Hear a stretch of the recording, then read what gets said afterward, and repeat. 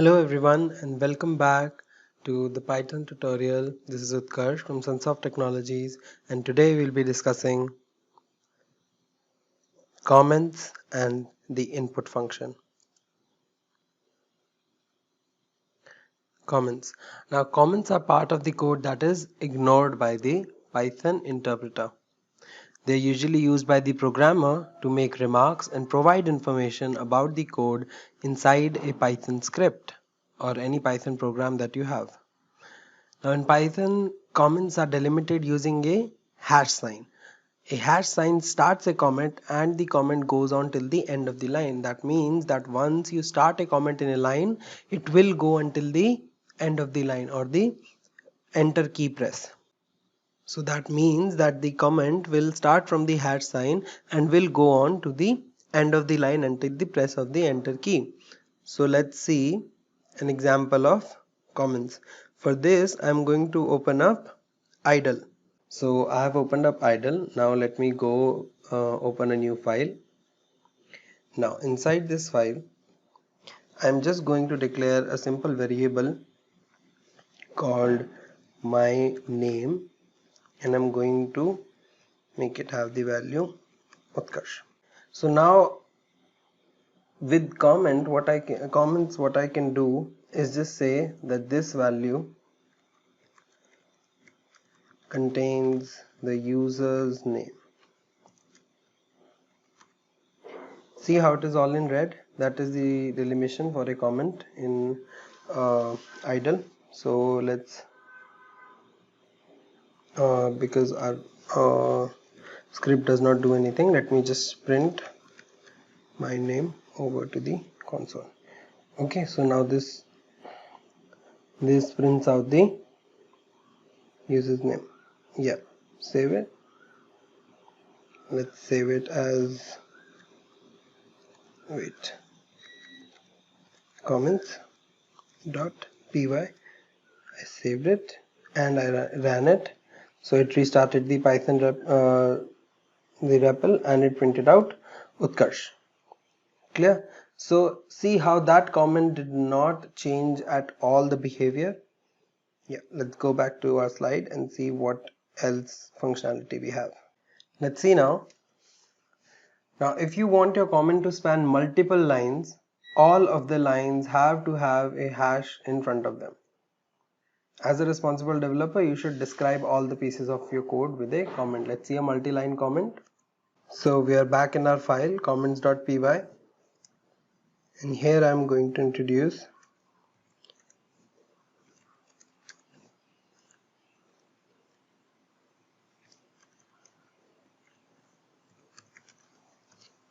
a multi-line comment.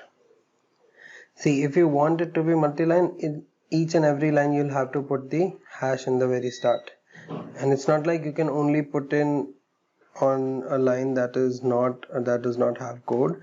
You can also put it anywhere over here. Now this line has code. Okay, so now let's see how it runs. Again, I'll save it and then I'll run the module. Restart again, it prints out nothing is the problem. Alright, so let's go back. Now let's move on to the input function. Now, as the print function helped us with outputting data to the console, the input function helps us in getting data from the console. The input function returns a string of all the data sent from the console. And the input function also takes an argument that is a prompt to the user to start inputting data. Let's go and see an example of this. So we are here in the PowerShell, and now we shall see an example of the input function. So if I just ask for an input, what will happen? See, now the REPL will wait for me to input something, 12. And what input does, see, what the REPL does is basically use this function. So what is happening here? Took the input, that is the input, that is the input that this function took, and what this function does or returns is a string form of the input, whatever input you put here, I'm using an integer literal, but it is still giving me a string literal. So let me explain what this has done. So what this did is ask for an input. The prompt was here. It started waiting. The REPL waited for me to enter this number. Now even if I put an integer literal, now it inputted that, and what the input method does or returns is the string form of whatever you inputted. So let me put it with some argument. Now this argument is going to be the prompt for the user. So what is it that you're asking the user? So now as soon as I press enter, it asks me for my age. So this prompt is what it is going to print and then wait. So I'll say, let's say 23, and then see what happened. It returned that value, whatever you entered here, as a string literal. So what I can do is, let's say I have a variable age, and then I will input,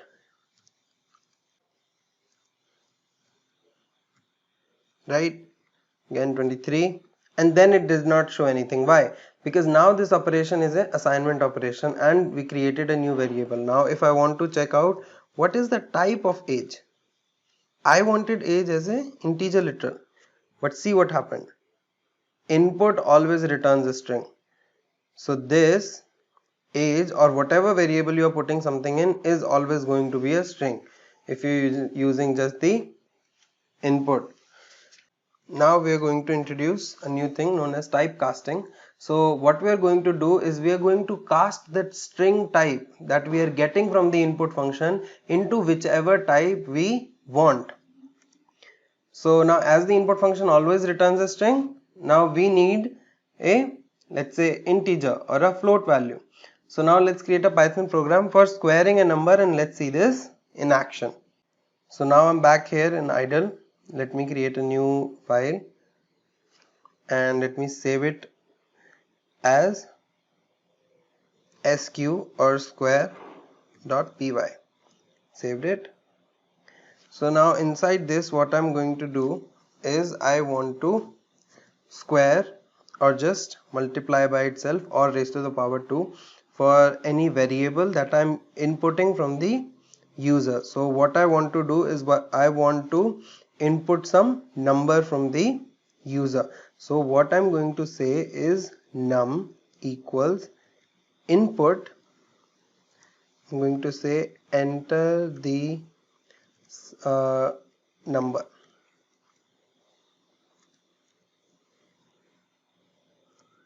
And then when I got the number, what I'm going to do is print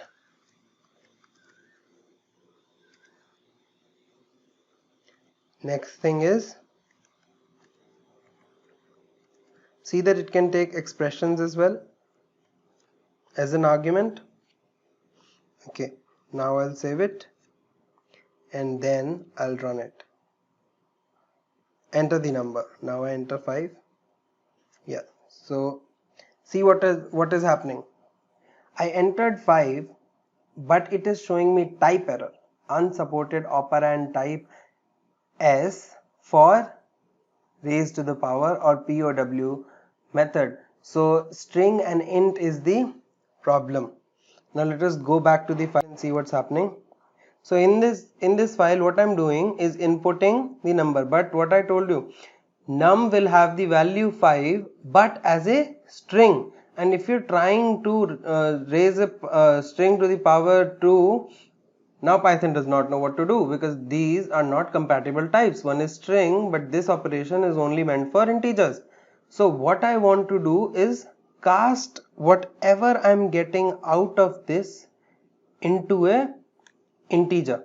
So what I'm going to do is put all of this in a integer function.